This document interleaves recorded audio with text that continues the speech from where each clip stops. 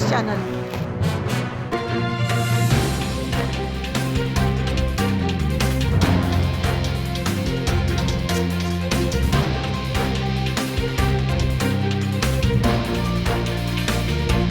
ఇప్పుడు ఆయన ఒక మీ అందరితో పాటు ఒక శక్తిగా తయారై ఈరోజు 5 రోజులు అయినా 6వ రోజు 5 రోజులు అయిపోయి 6వ రోజు ఇది నడుస్తూనే ఉంది. కానీ మీరు దయాకర్ గారు అన్నట్టుగా పార్టీకి సంబంధం లేక ఇక్కడ ఎంపీ కూడా సహకరించారు. ఓట్లు ఇక్కడి నుంచే వేసుకున్నాడు కదా ఈటల రాజా. ఆయన నేనేమి క్రిటిసైజ్ చేస్తాను, నేను ఆయన తక్కువ పట్టలేదు. ఆయన కూడా ఈ సమస్యని పట్టించుకొని వాళ్ళకు ఢిల్లీలో మనకి అసెంబ్లీ క్లియర్ అవుతుంది. మీకు ఆయనకు ఢిల్లీలోనే మీటింగ్ ఉంటుంది ఒక ఎంపీగా. ఆయన చాలా సుయాసంగా అక్కడికి వెళ్ళి అక్కడ మినిస్టర్ని కూడా పలకరించవచ్చు, అక్కడ మినిస్టర్ని కూడా మనందరికీ తీసుకొచ్చి పరిచయం చేయొచ్చు, లేకపోతే మనమే పోవచ్చు. ఆయన రాత్ర కూడా నమస్కారాలు.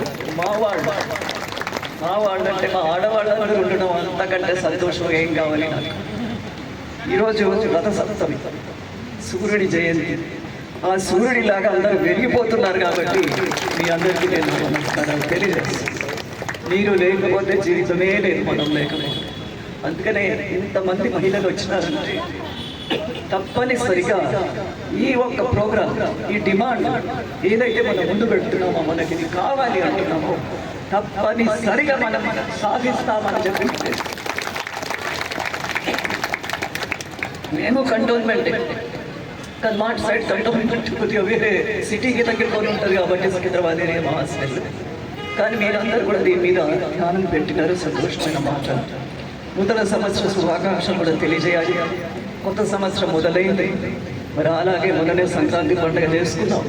సో పండుగ దినమే మిమ్మల్ని కదా, సూర్యుడు అంటే సూర్యుడు లేకపోతే మనమే లేదు, ప్రపంచమే లేదు. అలాంటి సూర్యుడి జయంతి దినము రథ సప్తమి అంటారు దీన్ని. ఈ ప్రోగ్రాంలో నేను రావడం నాకు ఆనందంగా ఉంది, నా అదృష్టం అని భావిస్తుంది. మంచి విషయాలు రాగలుగుతాయి, మంచి జరుగుతుంది అనే భావం అంతే.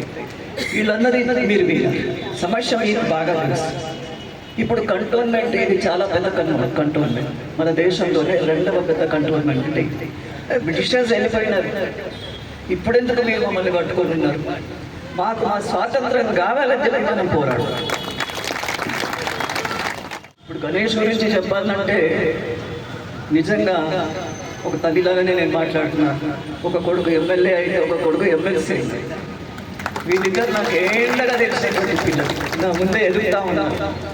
నాకు చిన్న ఉడతా భక్తిగా ఉడతా ప్రేమతో వాళ్ళకి నేను చేయగలిగితే నేను తప్పక చేస్తాను, మీకేమైనా చేయగలిగితే కూడా తప్పక చేస్తానని చెప్పి